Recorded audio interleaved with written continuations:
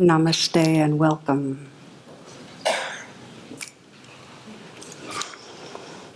I'd like to start this talk with one of my favorite little stories, and it's called The Parable of the Prickly Porcupine. It was the coldest winter ever, so cold that many animals froze to death. And in an effort to save themselves from this icy fate, the porcupines decided to gather together to fend off the chill. They huddled close to each other, covered and protected from the elements and warmed by their collective body heat. But their prickly quills proved to be a bit of a problem in close proximity. They poked and stabbed each other, wounding their closest companions.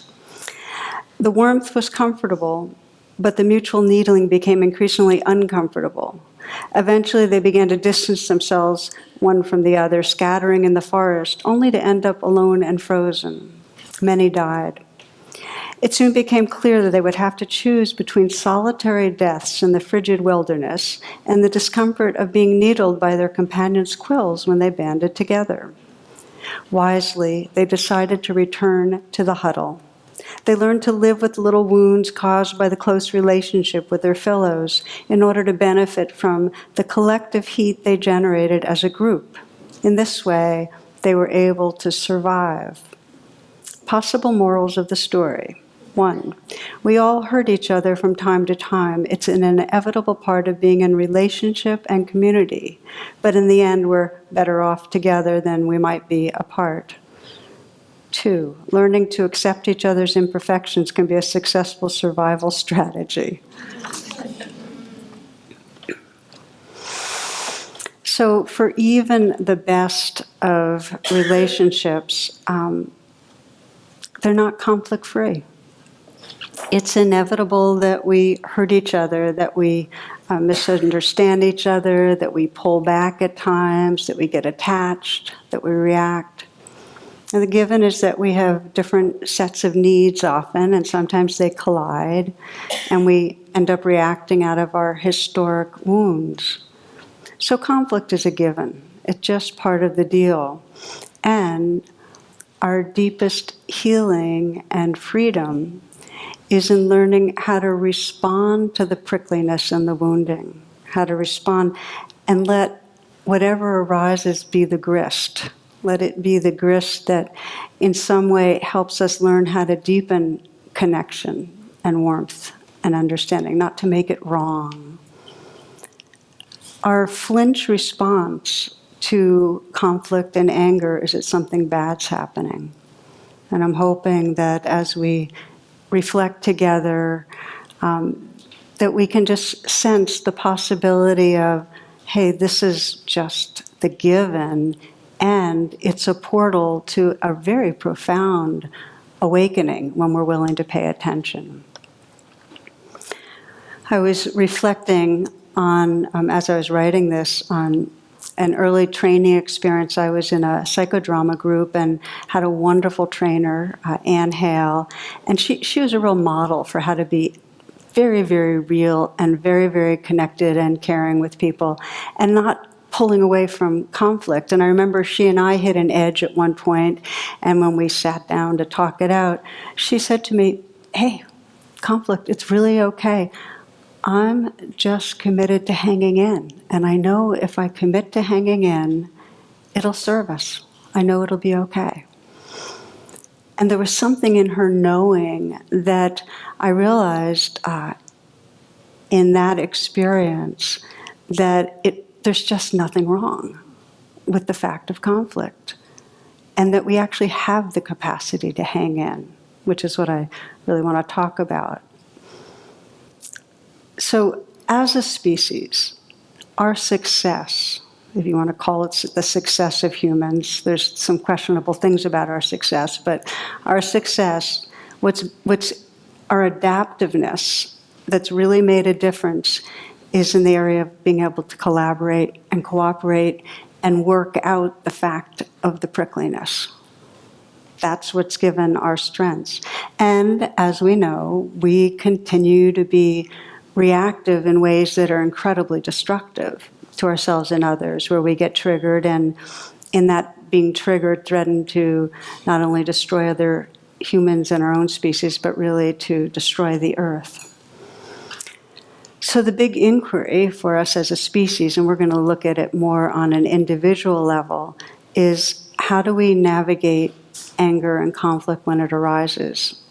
And the question is, when we get triggered, do we go into the more primitive response of fight, flight, freeze? Or instead, do we have, we get that poke from that prickly quill, do we have the capacity to pause and call on mindfulness and try to wake up empathy and compassion so we can really respond from our best selves? And as I pose that, it's a mix for most of us. Most of us get humbled regularly by how much we react, and we also know that we have a longing to pause and to come from a place that actually brings us less suffering and the world less suffering. So it's a mix.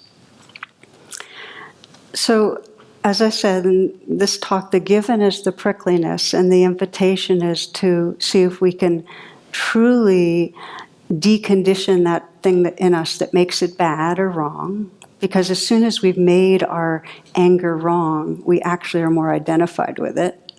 Just, okay, this is the weather system. This is the human conditioning. Can we recognize it as that and begin to shift from what's sometimes called fight, flight, freeze to attend and befriend? Attend and befriend is really the expression of our more evolved brain and our more evolved consciousness. So I'll name 3 key principles right up front, and that I'm kind of structuring this around. And the first one is that anger, including the closing of the heart, the setting up of armoring, is natural, necessary, and intelligent. And I wanted to start with this because, its function is to let us know where we've encountered an obstacle to our needs, whether it's the need for safety or respect or love. So that's the first principle, natural, necessary, and intelligent. The second principle will be that if we get hijacked by anger, in other words, when it takes over, it's suffering.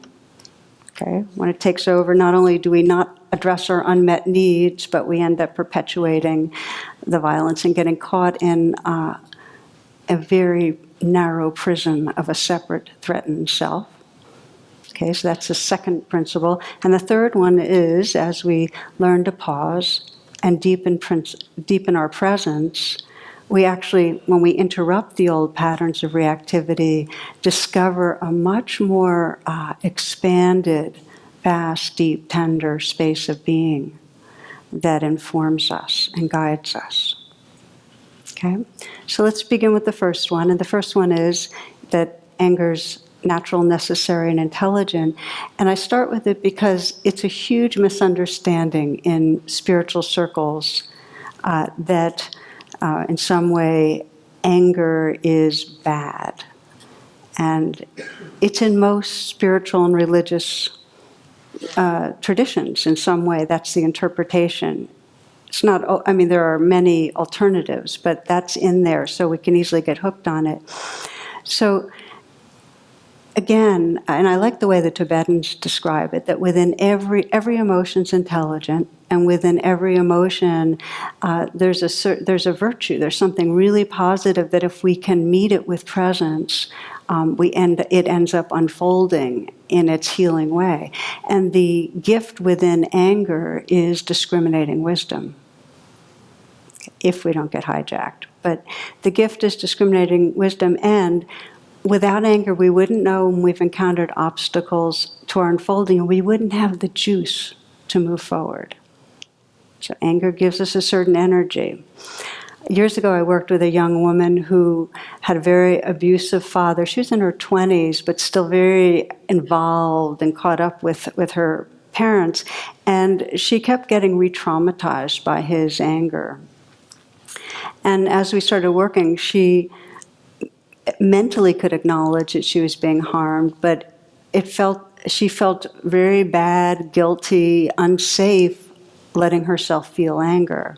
So that's what we worked with, and gradually there was a allowing of it in her body, very visceral allowing, that kind of rage that had been there, the rage at being harmed, to be felt. And when she could open to that rage, she was able to then make some decisions about setting some boundaries and creating some distance that she really needed to do. So opening to its raw anger, raw energy, she could make those boundaries. Now, while it's sticky, the whole energy of anger sticking, we'll discuss this, it tells us to pay attention. It tells us to act. And I really can see this in social activism, how anger is so much a part of what wakes us up to injustice, to the harming of ourselves and others in the earth. And it's in the name of spirituality, I've often seen that intelligence gets pushed down. So there's kind of this message, and I've seen it in the Buddhist community, that anger is unwholesome. And what it does is it makes it very confusing for those that have been oppressed, abused, mistreated. You know, I've seen in the Buddhist communities, and there's been a lot more expression of this in the last year or two, how the pain of feeling anger, and I found this in sanghas that have worked with diversity issues, inclusivity and equity issues, how the pain of being oppressed and excluded, the anger that came out of that wasn't okay. And so there was a sense of silencing that created more separation. And that creates more exclusion. I've heard that from, and when it comes to racism, when it comes to sexism, it's not okay to be angry when you feel oppressed. That, if you're a spiritual person, you'll have worked that out. Whereas, in fact, what I've seen is that it's a necessary part of being energized enough to be able to say, hey, something needs attention. Okay, so principle 1, natural, intelligent, necessary. Principle 2 is, yes, and don't get hijacked. Don't get identified with repeating blame stories that are generated from this limbic messenger system.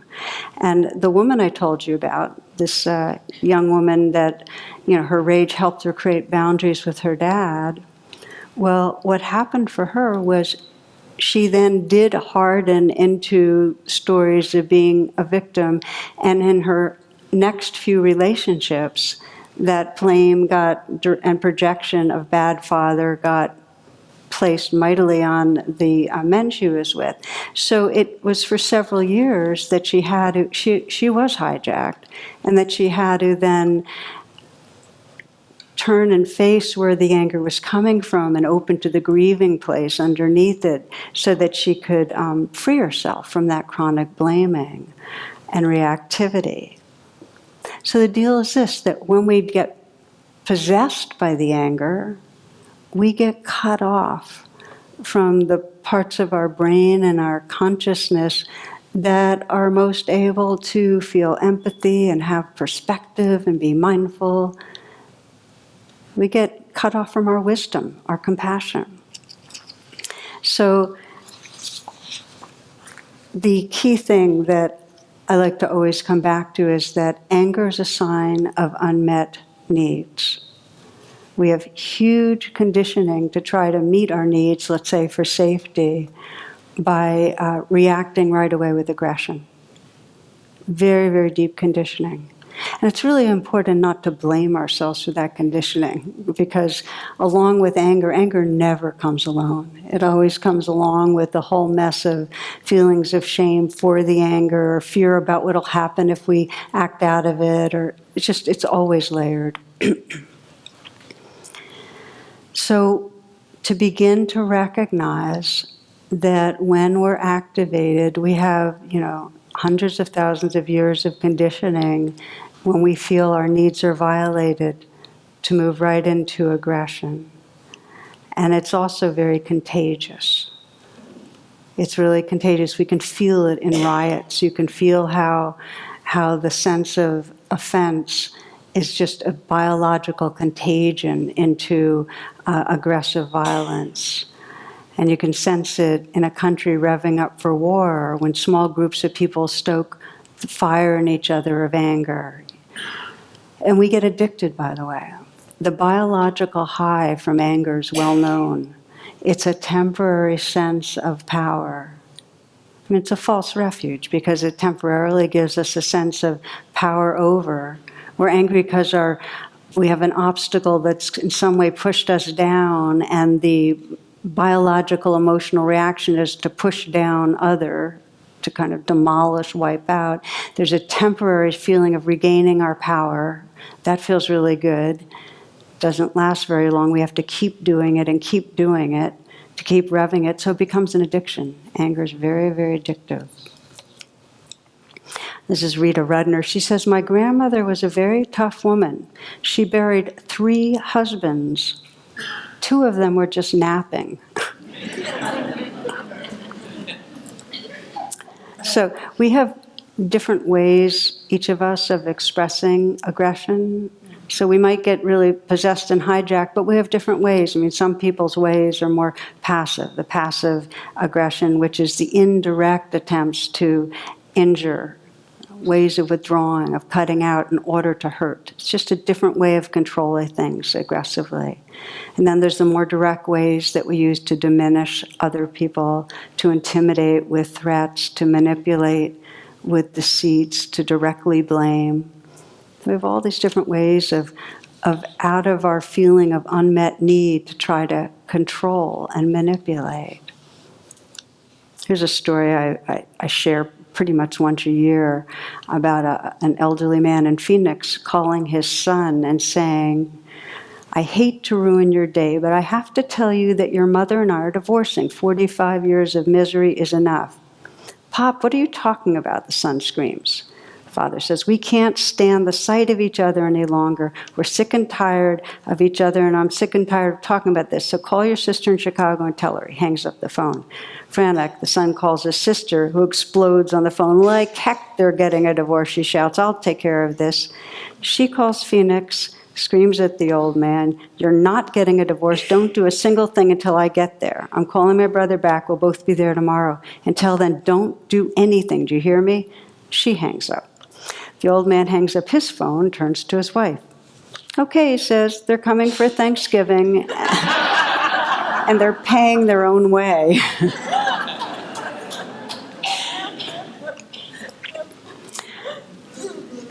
Okay, so again, anger, aggression comes out of unmet needs. It's a way of trying to meet needs. And as we'll explore, when we use aggression to meet our needs, when we're operating off the limbic system in that way, it doesn't work. We don't really get our needs met.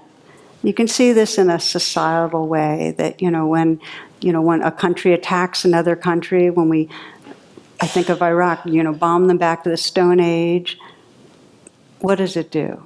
It does not then persuade others or convert others in the goodness of our democracy, It just seeds more violence. And then we know it in our personal life. When we're angry and we act out of it, we don't end up getting what we want from the other person, do we? It doesn't work. Another illustration, David received a parrot for his birthday, and the parrot was fully grown with a bad attitude and worse vocabulary. Every other word was an expletive. He was rude. David tried hard to change the bird's attitude, constantly saying polite words, playing soft music, anything. Nothing worked. He yelled at the bird. The bird got worse. He shook the bird, and the bird got madder and ruder. Finally, in a moment of rage and desperation, David put the parrot into the freezer. For a few moments, he heard the bird squawking, kicking, and screaming, and then suddenly all was quiet. David was frightened he might have actually hurt the bird and quickly opened the freezer door. The parrot calmly stepped out onto David's extended arm and said, I'm awfully sorry that I've offended you with my language and actions. I ask your forgiveness, and I will try to check my behavior in the future. David was astounded at the bird's change in attitude and was about to ask what changed, and when the parrot continued, "May I ask what the chicken did?"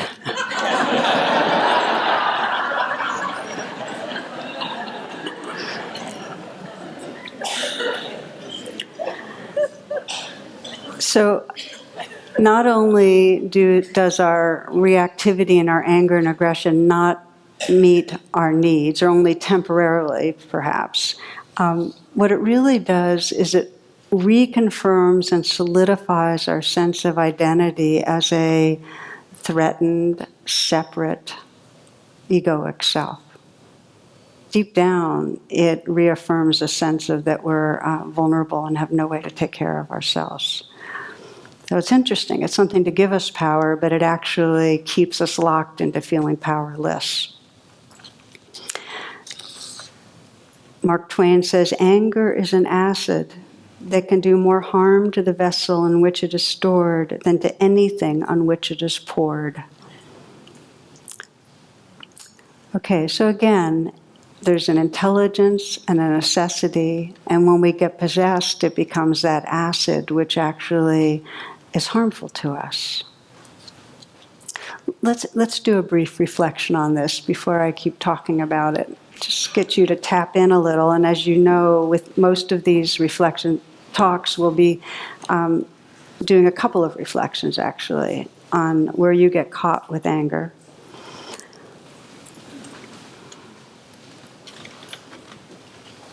You might take a few full breaths. Allow yourself to collect your attention. Come into this pause.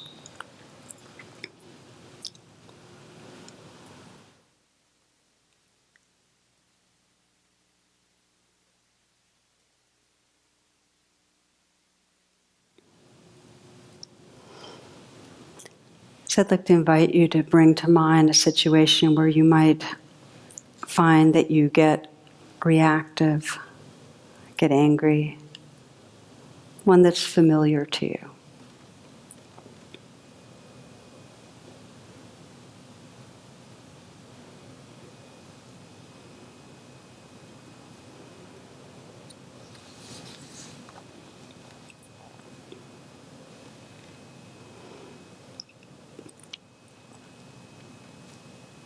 And see if you can be witness right now without adding further judgment, just out of interest and curiosity, just to notice what's your style of aggression.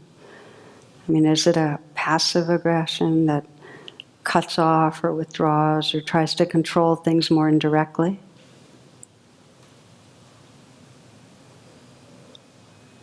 Is it an aggression that wants to put down another?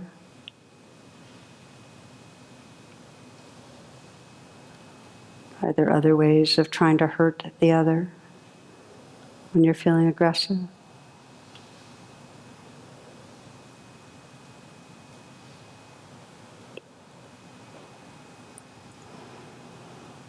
If you look closer at times when you've acted out in some way, with blame, with withdrawal, do you find you get your needs met?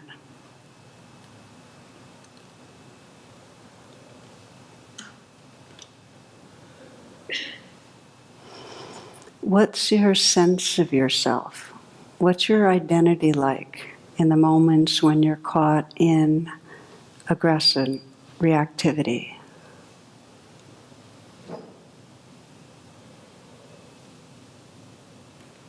Do you like yourself?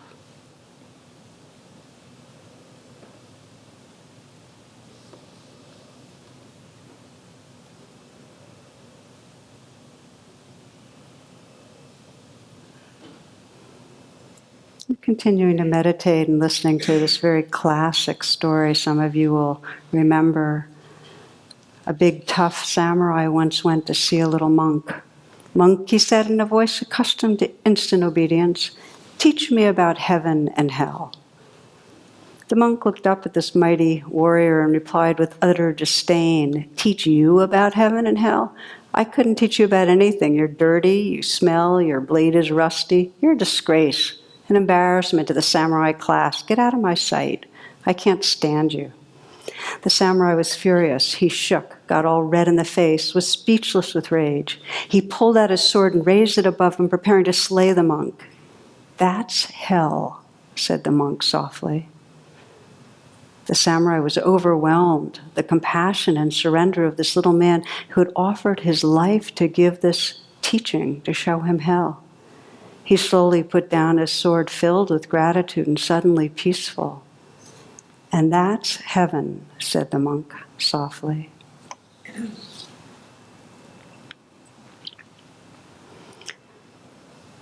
Each of you has the wisdom that knows you're more than the self that's contracted and angry and reactive.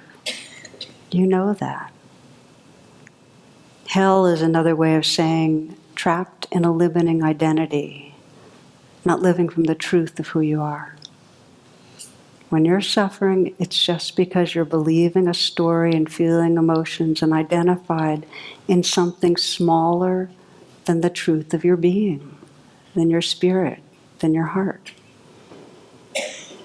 So spiritual awakening, or heaven, is really that experience that happens as we begin to recognize, oh, that angry reactivity, that's not me. And then we dedicate to responding to our life from a wise heart. So again, anger's intelligent, it's natural, we need to listen to it. Getting possessed and hijacked prevents us from meeting our needs, keeps us trapped in a limited self-sense. So the third principle, in case you forgot it, is that when we respond to being triggered and pause, when we deepen presence, we begin to access again that wholeness of our being, that wise heart that can actually allow us to get our needs met and then even more ripples out in a way that's healing to our world. The name I like for this part 3, which is really how do we respond instead of react, is the word U-turn, that we make a U-turn. And the U-turn is that when we're angry, we have fixated on the object of our anger, that trigger, and that's the bad person. That's something's wrong outside us, the bad other. So the U-turn is that we're shifting our attention. Instead of fixating on blaming bad other, we're doing the U-turn and coming back to looking and attending to and bringing presence to the place that feels bad inside, the wounded place. We're making a U-turn with our attention. The understanding is that even though the other might appear as the trigger, the source of the painful emotion is inside us. And most of you know that if it wasn't one person doing it this year, it would be somebody else next year, right? We know that? Okay. Now just to say, even when we clearly need to respond to harmful external conditions, to somebody behaving in a way that could create injury, even though we need to respond, the starting place is the U-turn. The starting place is bringing our attention to our inner experience. This is the way we begin to make the shift from the limbic system, from a more primitive reaction, to a more evolved consciousness. We U-turn, we come back to where the emotion's living. You know, I reflect often in the social arena on Gandhi, who famously took a day off each week. And he said he did it so his response to all that was going on in his world would be from really the highest part of his being. And so it is with us, whether it's a conflictual family or a society. We need to connect inwardly to respond wisely. I know for myself, it was about 10, 15 years ago, that it became really clear to me that every judgment anything that was kind of a put down, even the more mild kind of just little superior comments in my mind about others, they were all part of a kind of aggressive wiring that created separation. And in some way I was trying to inflate myself or feel better or whatever it is behind. There's a lot of different layers, but they created separation. So I made a commitment that whenever I became alert to that, I would bring presence to right inside me what was going on underneath the judgment. And I called it bringing rain to blame, because rain's that acronym that helps us access presence when we've been kind of caught and contracted. So I've practiced a lot trying to make this shift from fight, flight, freeze, from being reactive, even as I mentioned, in judgments that didn't seem like vicious, but still in some way were put downs, to attend and befriend, starting with what was going on inside me. And of course, the best pace of practice for most of us are those that we see regularly. And in this case, for me, it's with my partner, with Jonathan. So I have a lot of Jonathan stories in terms of where I ran into something and how to get back. So I thought I'd share one back when we were young and foolish, way, way long ago, probably about 2 years. So one of our areas of tension was, it's actually changed in the last year and a half or so, but we agreed to do these morning meditations together twice a week, where that would be our check-in time. We'd sit together and then really ask that question, is there anything right now between us and feeling love and presence? And so I was being, again, this is a little bit gender biased, but being the female, I was a little more attached to making sure it happened and making sure we went deep in it and so on. And I remember that one of our mornings, he told me he had a swimming coach coming, and so we'd have to shorten our time together. And before we'll have our sitting, we'll each do our whatever we're doing exercise-wise. I usually go for a walk on the river. And so I went for my walk and started running through my mind all my resentments about how he picked this day to have his swimming coach come. It had to be our time, that kind of thing. And it doesn't matter so much to him as it matters to me, and putting him down for not prioritizing, meditation or relational time. And I think you got the general gist of it. So I caught on, okay, I'm judging, and this is a time to bring rain to blame, which is to recognize and allow, R and A, the judging, and then begin to I, investigate with kindness what's going on. And the feeling underneath the judging when I investigated was hurt. Was a feeling, kind of went back to my father and being a busy guy and feeling like he didn't really want to spend time with me or accompany me and be close, and really didn't really understand. And so it took me down to a tender place, but then very quickly, it was almost like I'd touch it a little and then zap back into the judgment again. It was much more easy and comfortable, really, to be in the judgment than in that place.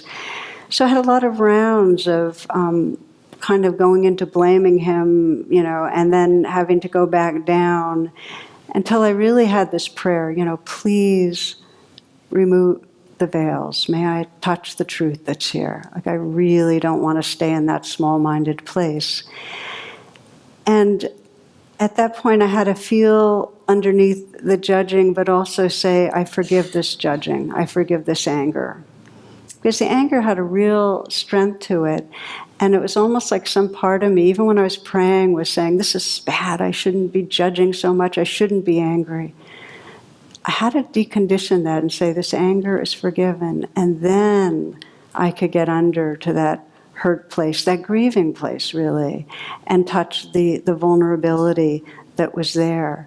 And when I could do that, then it shifted. As soon as I could really come into where the grief was, there was compassion, there was tenderness, there was more space, and I was at the N of rain, which means I was no longer caught in the self that was judging or the self that felt victimized, but I was resting in a tender space of compassion and presence. So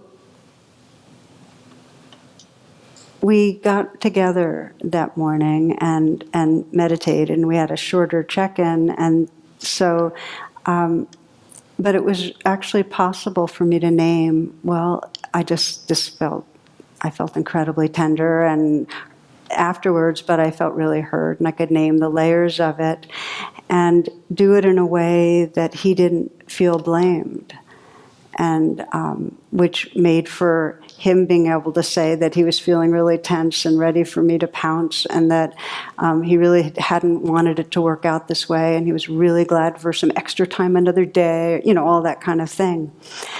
But there was a few things about this that I want to comment on that made me want to share the story. And one was, I would have stayed locked in the judgment if I hadn't remembered that real strong intention not to be there.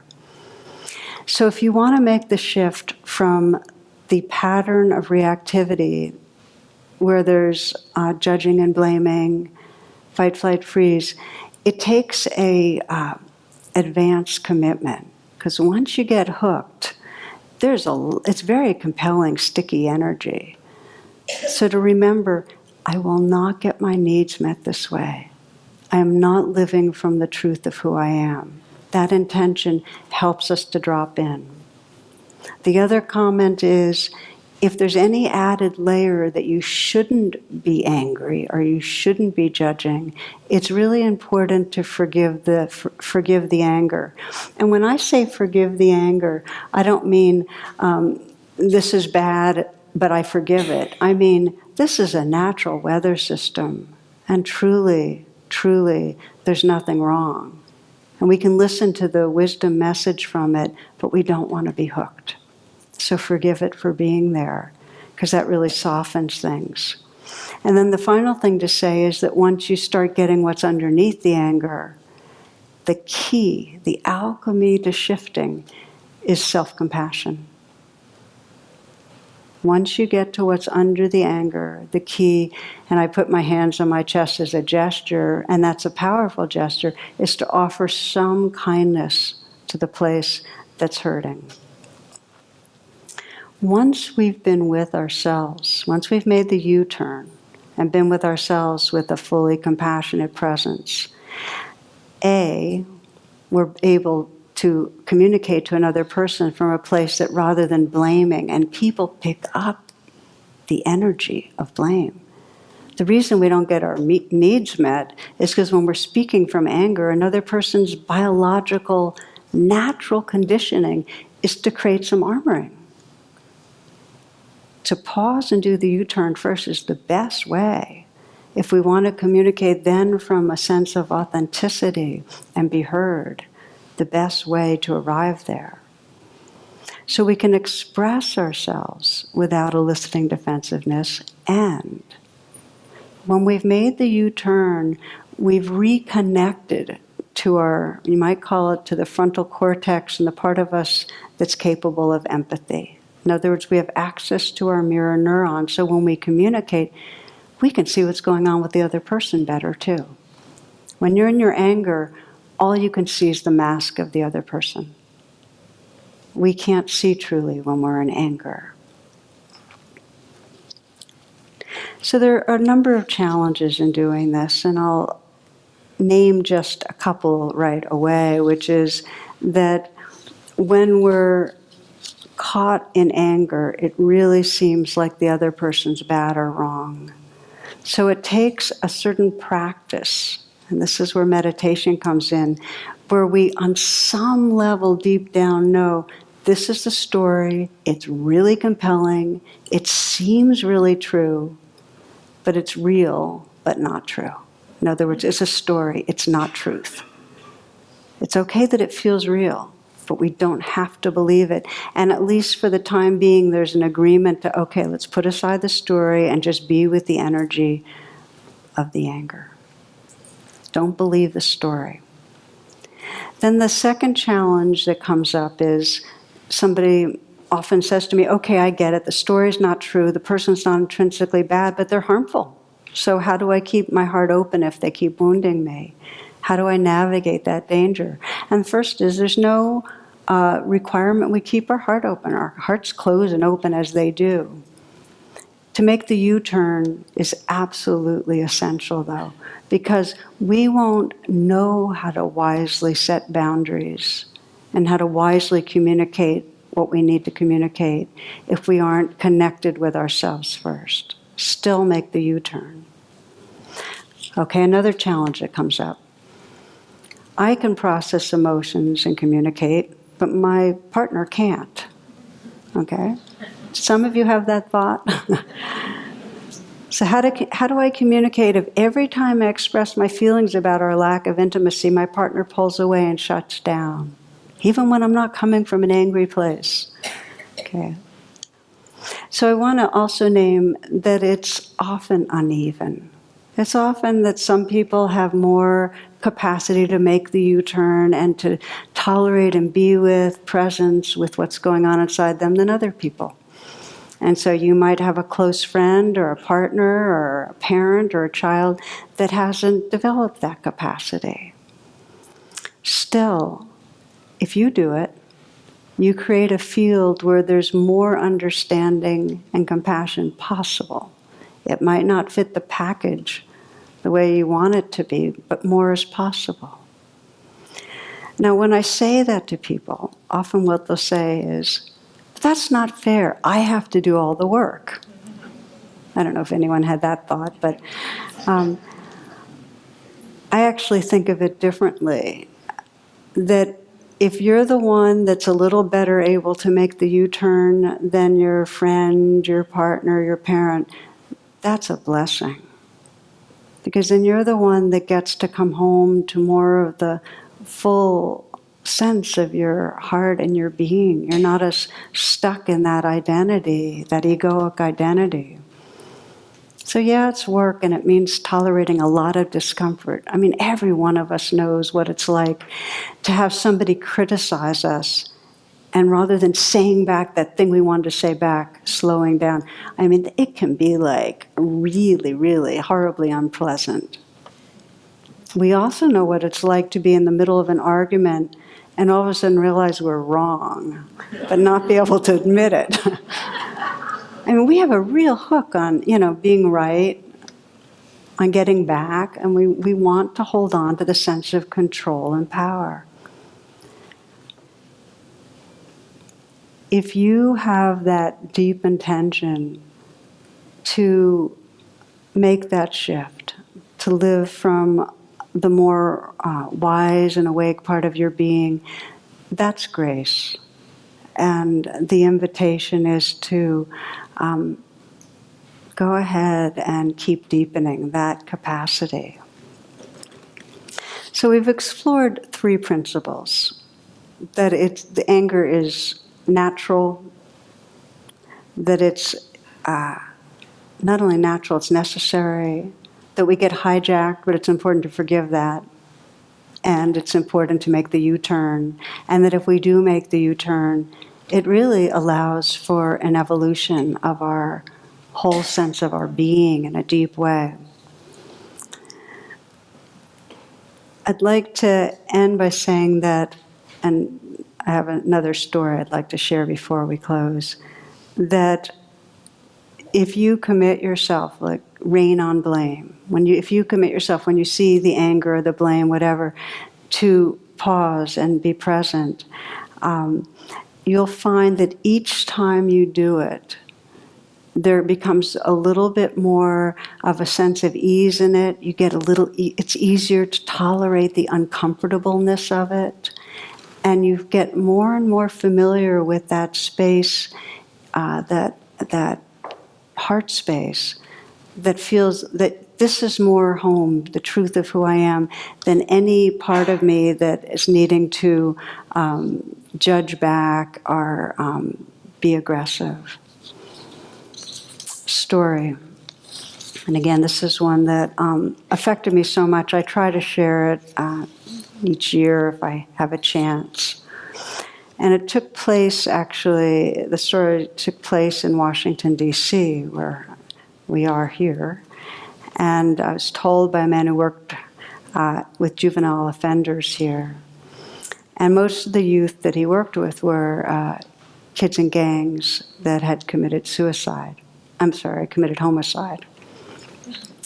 Okay, so one 14-year-old boy in his program had shot and killed an innocent teenager to prove himself to his gang. And at the trial, the victim's mother sat impassively silent until the end. And after he was convicted of the killing, she stood up slowly and she stared at him. She said, "I'm going to kill you." Then the youth was taken away for several years to the facility, juvenile facility.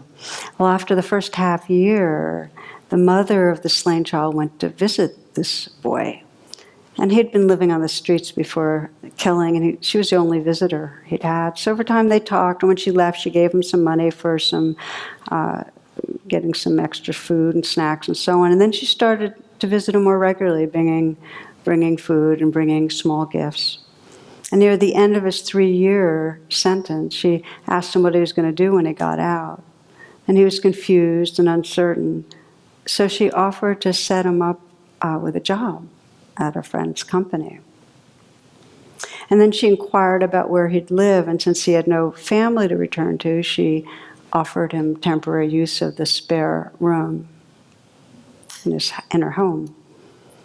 8 months he lived there, and he ate her food, worked at the job. Then one evening she called him into the living room to talk, and she sat down opposite of him, and she said, "Do you remember in the courtroom when I said I was going to kill you?" And he said, "I sure do." "Well, I did," she went on. "I didn't want the boy who could kill my son for no reason to remain alive on this earth. I wanted him to die. That's why I started to visit you and bring you things. That's why I got you the job and let you live in my house. That's how I set about changing you. And that old boy, he's gone. So now what I want to ask you, since my son is gone and that killer is gone, if you'll stay here. I've got room and I'd like to adopt you, if you'll let me." And she became the mother of her son's killer. This is the mother he had never had.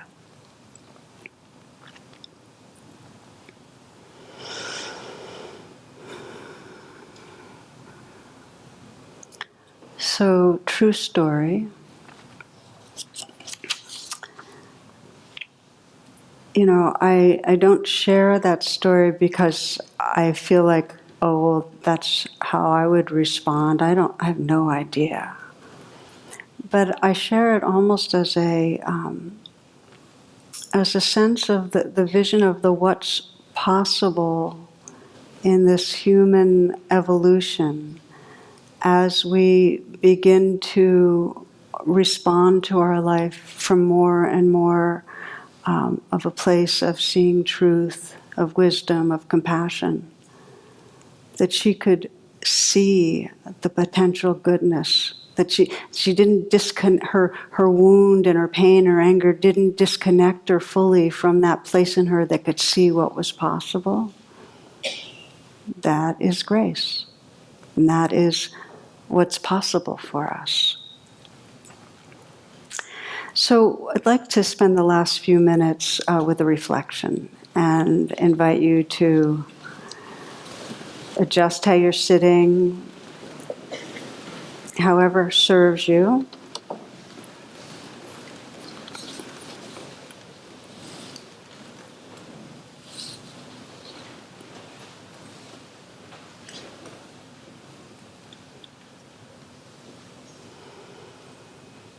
And take a few full breaths.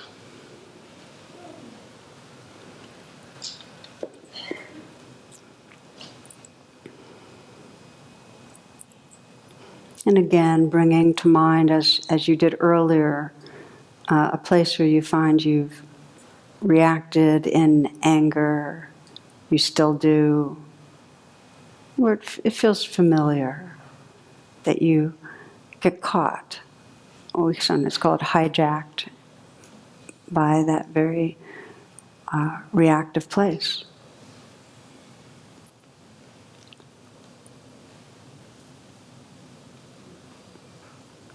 And let yourself go right to a situation that reminds you of what's so triggering, as well as you can. And I naturally am not encouraging you to go if there's some trauma.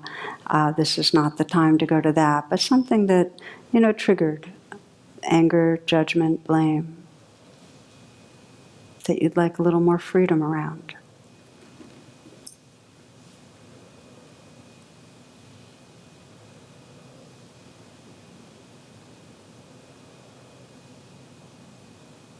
Noticing the anger that comes up, and if it feels helpful to you to honor the energy by forgiving it.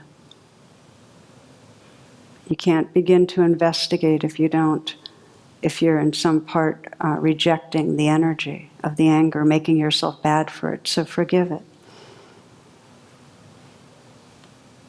So you can begin to sense the anger and just ask yourself, what are the feelings here that are underneath or going with the anger? Often there's more than one. It might be that you're hurt or afraid, maybe shame. Just sense how the situation made you feel.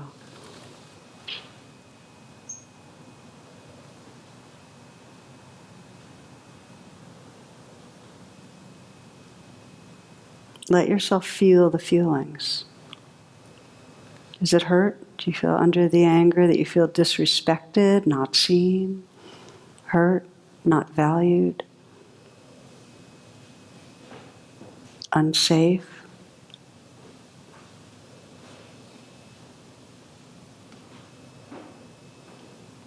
See if you can sense into what the unmet need is.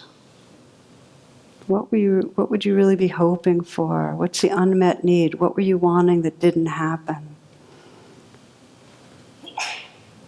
Is it the need to feel loved? The need to feel safe? The need to feel respected? Seen?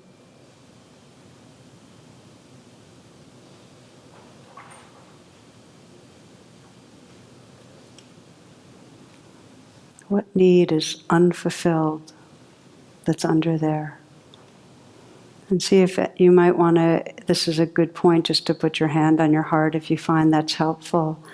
And just sense that you're bearing witness with kindness to that unmet need. And even more, just sense how you want to respond to that right in this moment. This is the U-turn where you're bringing a kind, honest, caring attention to the unmet need.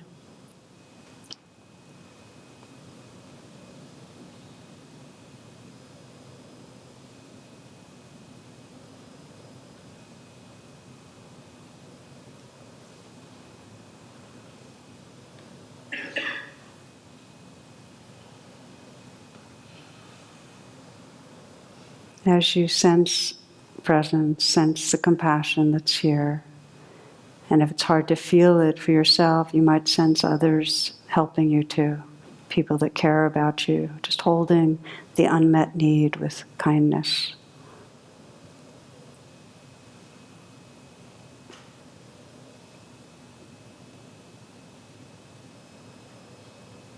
And you might sense it as you feel energy, presence, kindness, holding that part of you, that you can begin to look at the situation and ask yourself, what's my deepest intention here?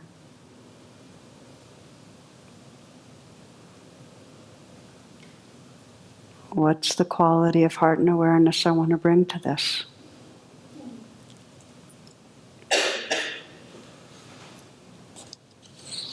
And you might imagine, just for a moment, the possibility, the choices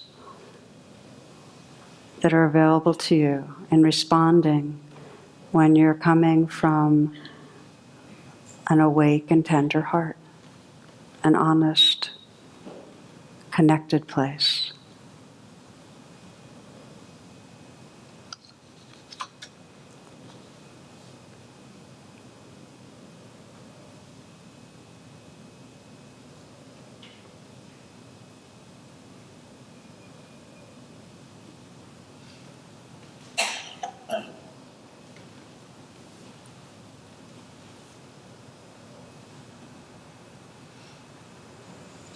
And know that as you seek for more understanding and connection and love, as you make that shift using the U-turn and living from that wise heart, that you not only bring more freedom to your own life, but that you join this current of awakening consciousness that can really help bring more love and peace to our world. So in that spirit, I'd like to close with a poem that was written the day after 9/11 by, again, a local boy. He was 13 years old from Washington, D.C., a poet who has since died of muscular dystrophy.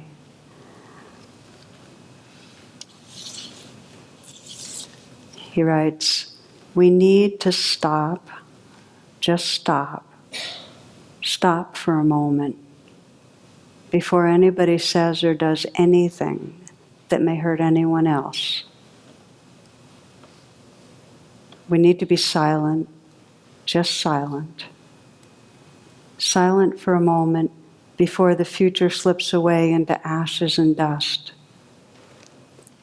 Stop, be silent, and notice in so many ways we are the same. And now let us pray differently yet together, before there is no earth, no life, no chance for peace. Stop, be silent, and notice in so many ways we are the same. And now let us pray differently yet together."